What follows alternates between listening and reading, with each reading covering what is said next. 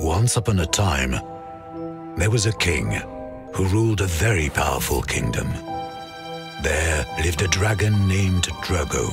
The citizens of the kingdom were frequently seen playing with Drogo for hours on end, but some people started spending too much time with Drogo. They would put their work and their families aside, as if Drogo would solve all their problems. The king concluded that Drogo was to blame for the affliction of many families and started a campaign to ban the dragon.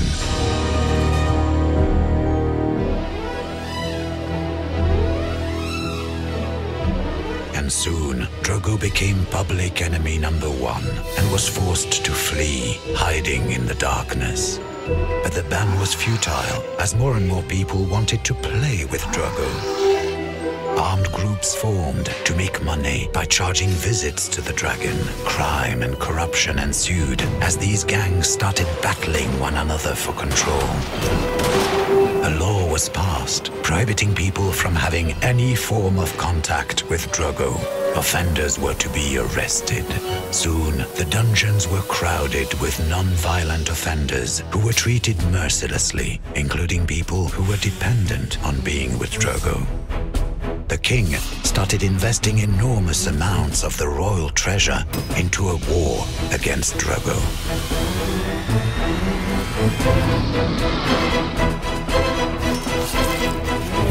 It was then that people came to a powerful realization.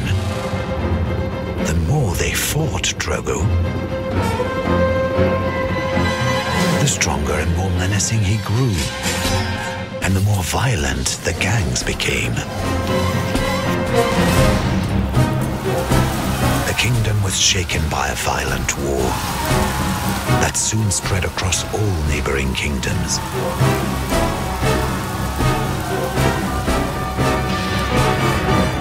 The war went on for more than 40 years, causing death, poverty, and destruction. Then, former rulers of several kingdoms decided to break the taboo.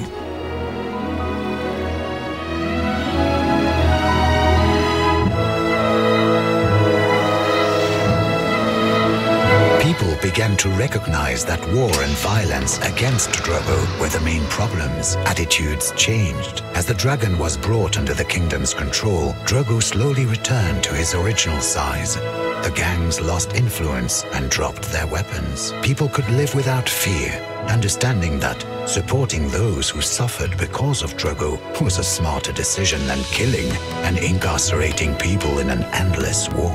The story didn't end there, nor did everyone live happily ever after. But the kingdom saw that while a world without Drogo may be a utopia, one with less violence and suffering could be very real.